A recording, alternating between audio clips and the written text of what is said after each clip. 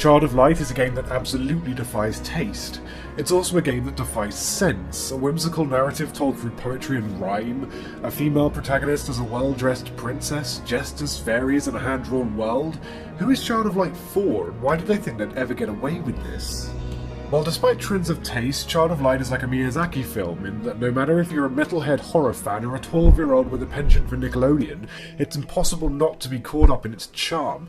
Even I, someone who loathes Disney and couldn't possibly sit through the entirety of Frozen, found myself taken aback by Ubisoft Montreal's use of the UbiArt framework, previously dedicated to Rayman games. It's a turn-based strategy game, again, a pretty unpopular mechanic in RPGs from the past few years, and although on paper an impossibly marketable formula, the strength of its mechanics and pacing carry this fairy tale adventure from the 8 or so hours your $11.99 is going to get you. Taking place in 1895 Austria, you play as Aurora, who due to illness falls in a deep sleep waking up in Lemuria, the game's RPG world.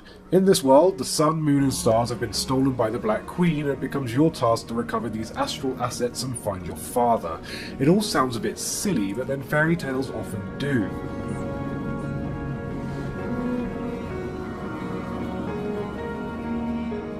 There is a sense of Miyazaki here in how the animations and levels flow and its use of wind and momentum, recurring themes in Ghibli work, but there's also a sense of danger and loneliness similar to Limbo.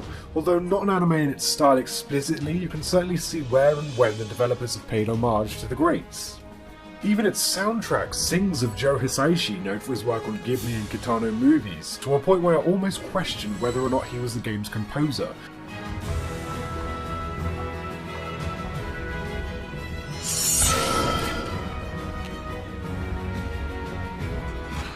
The team creating Child of Light features many of the key players behind Far Cry 3, and it really eludes the perception that developers are slaves to their publishers, with Child of Light clearly a labour of love. Moving on from the romance, Child of Light is mechanically a surprisingly hardcore game, featuring a battle system similar to classical Final Fantasy games, with a similar active time system, except joined with you on your journey is a firefly named Nicholas, who controlled on the PS4 with the right thumbstick can stun enemies and heal your allies.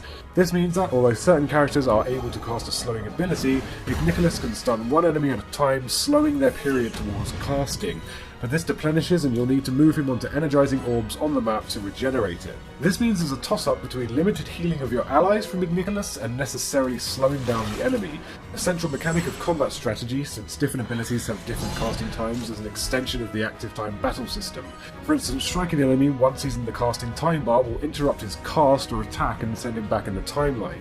Therefore, it can be beneficial to slow his progress once in the casting time bar in order to get a strike on him before he's able to hit. Juggling this mechanic through multiple enemies is exciting and always keeps combat fresh. So the game's ultimate dynamic is about making it through the varied but short-lived levels, completing admittedly very easy puzzles and soaking up the text-based narrative written in the style of a child fairy tale, usually with rhyme.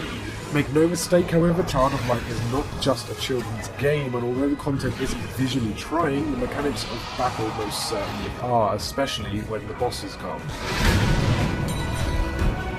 Like Final Fantasy, you'll be joined on your journey by characters you meet throughout the game, each with their own upgrade tree and set of abilities, able to swap them out at any time in battle. This is absolutely core to the battle mechanics, since certain allies and their abilities will work much more efficiently than others, with swapping even Aurora for other characters necessary around 75% of the game. As an example, although weak Rubella can heal your allies and use a very fast casting called Tumble to knock back enemy casts, whereas the wizard can strike targets very hard but only has so much mana and no support abilities. Also necessary is mastering the timing of Defend, which will cast instantly and last a certain amount of turns, reducing damage and avoiding a knockback from strikes placed as you're casting. Upgrade trees are about the only thing similar to Far Cry 3, primarily offering new spells and broadening the effect of existing spells and the number of allies or enemies they affect. You level pretty quickly in Child of Light, but as you grow more powerful, the fights become more complicated with more enemies and more allies. Another interesting mechanic is the Oculi system, whereby gems are applied to 3 slots per character, offering buffs and damage types pertaining to the elements, lightning, water, fire, etc., or defense buffs and plus strength and things like that. You can combine 3 of the same Oculi to make a stronger one, or a few different ones to create more obscure Oculi.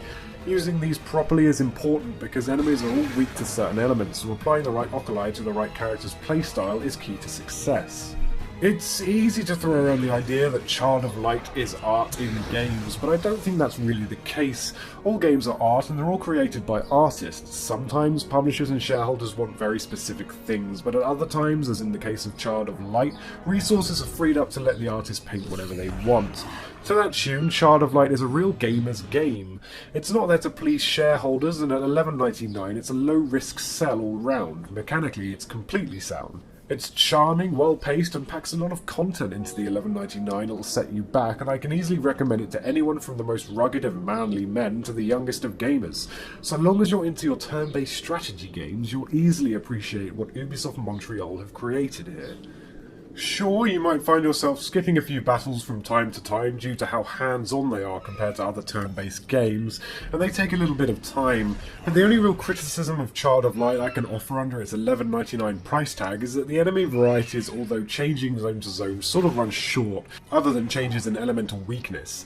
But there's always something new to keep it fresh, and that's more than can be said for certain games that ship at $60, let alone 5 times less. So I'm not complaining, and I don't think you will either.